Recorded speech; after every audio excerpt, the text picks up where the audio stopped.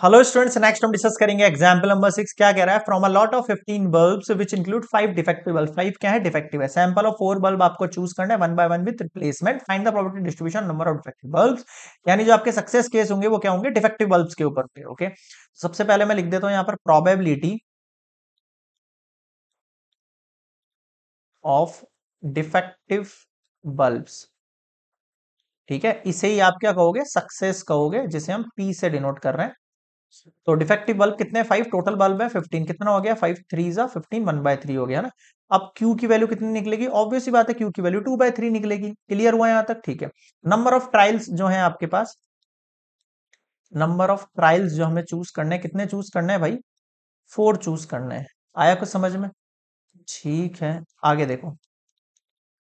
अब जो आपके पास x की वैल्यूज होंगे, ध्यान देना इसके ऊपर। आपके पास जो x की वैल्यूज होंगे वो क्या होंगे? आपको सैंपल चूज करना है वन बाय वन, बिल्कुल ठीक है। 4 बल्ब चूज करने हैं, तो क्या क्या केस हो सकते हैं? या तो जीरो चांसेस, या जीरो मतलब, या फिर 1 बल्ब डिफेक्टिव हो, या 2 बल्ब डिफेक्टिव हो, या 3 बल्ब डिफेक्टिव हो, या 4 बल्ब डिफेक्टिव हो, ऐसी बनेंगे। ठीक है।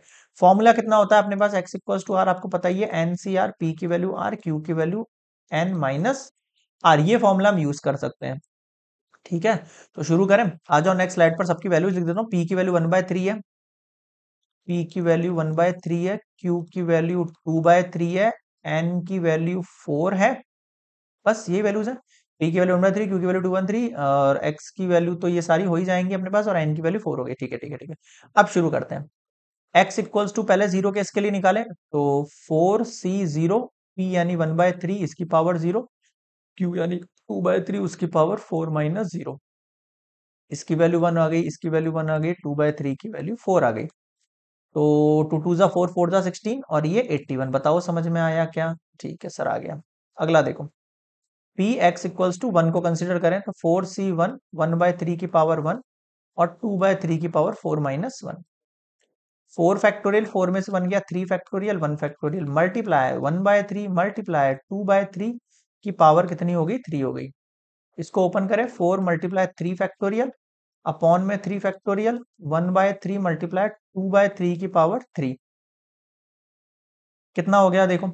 ऊपर देखो पहले तो पावर है ना, 2 2 जा 4, 4 2 जा 8, 8 4 जा 32 तो हो गया ऊपर, और नीचे कितना हो गया आपके पास? 81। बताओ समझ में आया क्या? क्लियर है यहाँ पे? तो दिस इज 32 अपॉन 81। क्लियर है यहाँ पर? ठीक है, ये दो केस हो गए अपने पास। अगला केस क्या है भाई? ध्यान देना। पी एक्स इक्वल टू 1 हो गया। अब 2 पर आ जाओ। 4c2, 1/3 की पावर 2 और 2/3 की power 4 - 2।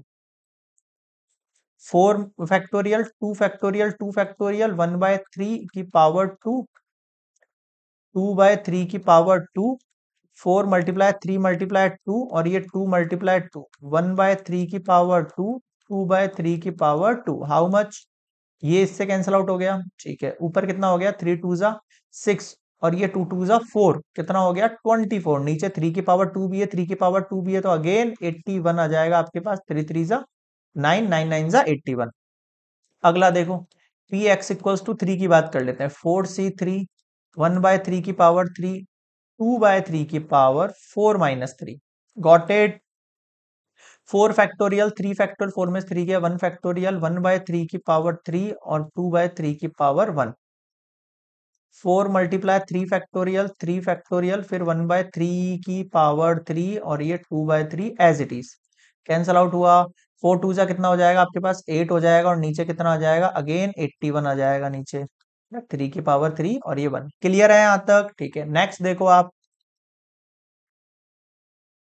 P x equals to 4 की बात कर लेते हैं। 4c4, 1/3 की पावर 4, 2/3 की पावर 4 - 4। इसकी वैल्यू भी 1 आएगी। 1/3 एज इट इज रहेगा, 2/3 की पावर 0 यानी 1, यानी 1/81 हो गया। अब आपका जो रिक्वायर्ड प्रोबेबिलिटी डिस्ट्रीब्यूशन हुआ है वो क्या हुआ है भाई? देखो, 0 1 2 3 4। 4 के लिए है 1/81, 2 के लिए है 24 और 8, इसके लिए 24, इसके लिए 8 अपॉन में सेम 81 81। और आगे चलो। 0 के लिए 16 है, उसके लिए 32 है। अपॉन में वही सेम 81, वही सेम 81। अब आपका क्या निकालना है इसमें, मीन। तो देखो मीन के दो तरीके हो सकते हैं, मैं डायरेक्टली वाला यूज कर रहा हूँ, ओके। तो आपको निकालना है इसमें मीन। तो मीन कैसे निकलता है भाई, एन पी कर दो। एन की वैल्यू कितनी है 4, पी की वैल्यू कितनी है 1, 2 2 जा 2 3 जा कितना आ गया, एक सेकंड एक सेकंड। पी की वैल्यू, एन की वैल्यू कितनी थी 4, पी की वैल्यू कितनी थी 1/6 थी क्या, पी की वैल्यू ओ ओ ओ ओ 1/3 थी। 4 मल्टीप्लाई ये 1/3 है ना, 4/3 आंसर होगा। So this is complete your mean. Probability distribution पीछे निकल गया, मीन निकल गया। हम प्रोबेबिलिटी डिस्ट्रीब्यूशन से भी मीन निकाल सकते हैं, कोई इशू नहीं है, okay. So this is complete example number 6।